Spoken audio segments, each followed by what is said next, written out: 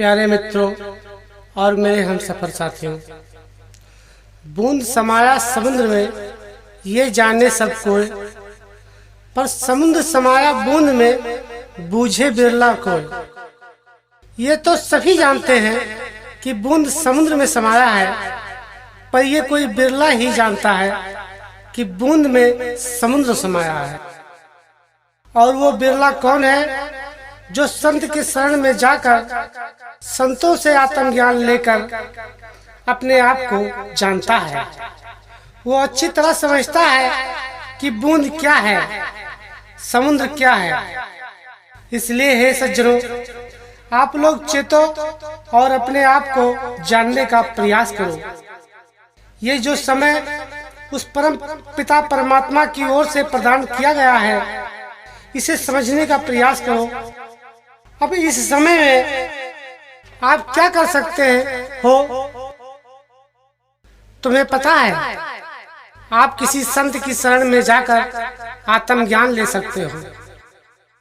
जैसे शरीर का संतुलन सही रखने के लिए हम भोजन करते हैं, प्यास बुझाने के लिए पानी पीते हैं, ठीक उसी तरह अपने अंदर शांति पाने के लिए, प्रसन्न चित्त रहने के लिए ज्ञानवान होना जरूरी है।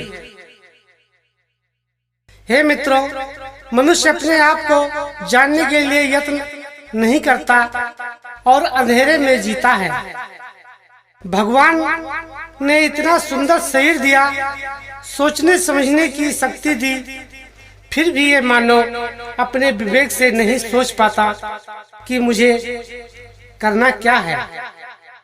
ये जीवन बहुत अल्प है, बहुत छोटा है और बहुत तेजी से सरक रहा है। छोटा भी है और बहुत तेजी से सरक भी रहा है। इसलिए मनुष्य ने देरी नहीं करनी चाहिए और तुरंत ही किसी गुरु का आसरा लेकर उसकी चरणों में लो लगाकर उसकी शरणागति प्राप्त करनी चाहिए, क्योंकि यही एकमात्र संबंध है जो तुम्हें मनुष्य बनाता है। क्योंकि बाकी सारे संबंध पशुओं में हैं। जो आपके संबंध संसार के हैं, माता के, पिता के, भाई के, बहन के, ये सारे संबंध पशुओं में भी हैं, कीड़े मकोड़ों में भी हैं। जैसे बचपन में दूध के दांत आते हैं लेकिन बहुत जल्दी चले जाते हैं, और जो बाद में दांत आते हैं वो आखिरी तक साथ देते हैं। ऐसे सारे संबंध शरीर के, ऐसे सारे संबंध संसार के दूध की दांत की तरह हैं। लेकिन गुरु से एक बार नाता जुड़ जाए तो वो पूरे जन्म साथ रहता है। यदि गुरु का ज्ञान सच्चा है तो संबंध छूटता नहीं है, क्योंकि गुरु का संबंध अनंत होता है। वो सीधा रास्ता बताते हैं जिससे तुम इस संसार को बनाने वाले परम पिता परमात्मा से मिल सको, क्योंकि वो बड़ा दयालु है। उस परमात्मा से मिलने के बाद जो तुम चाहोगे मिलेगा, क्योंकि तुम करते वही हो जो तुम चाहते हो और होता वही है जो वो चाहता है। फिर कर तू वही जो वो चाहता है और होगा वही जो तू चाहता है। इसलिए इस संसार को बनाने वाले पे भरोसा करो और उस परम पिता परमात्मा को जरूर जरूर जानो, क्योंकि वो परमात्मा कण कण में है। कबीर साहब कहते हैं, मृगनाभ कुंडल बसे मृग ढूंढे बनमाए, ऐसे घट घट ब्रह्म है दुनिया जानत नाए। जंगल में कस्तूरी का मृग होता है जिसकी नाभि में कस्तूरी होती है। जब वो लघु शंका करता है तो उसकी खुशबू जंगल में फैल जाती है, तो वह सोचता है या बड़ी अच्छी खुशबू कहाँ से आई। वह उसको ढूंढता रहता है उसको पता नहीं चलता, परंतु उसका स्रोत तो उसकी नाभि में ही है। उसको प्राप्त करने के लिए वह जंगल में लंबी लंबी छलांगे लगाता है।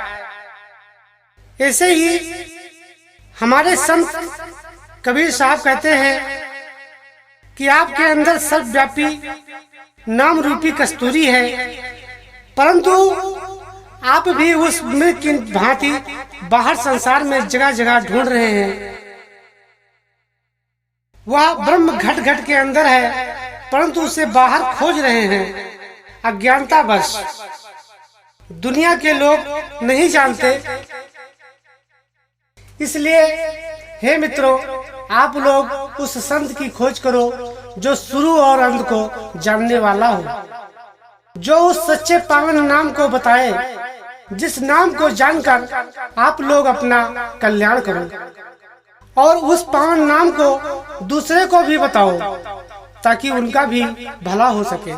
क्योंकि इस संसार में इससे बढ़कर दूसरा कोई धर्म नहीं है कि आपकी वजह से किसी और को वो परम शांति मिल सके, दूसरा भी अपने जीवन का उद्धार कर सके। गुरु नानक देव जी ने कहा है कि आप जपे औरों को जपावे, नानक निश्चय मुक्ति पावे।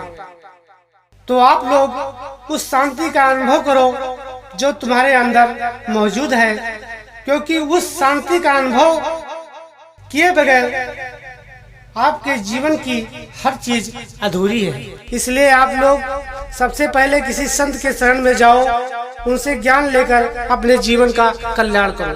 कबीर जागृति मिशन चैनल को सब्सक्राइब करें और बेल आइकन दबाना न भूलें ताकि हमारे नए नए ऑडियो वीडियो के नोटिफिकेशन आप तक पहुंचते रहें।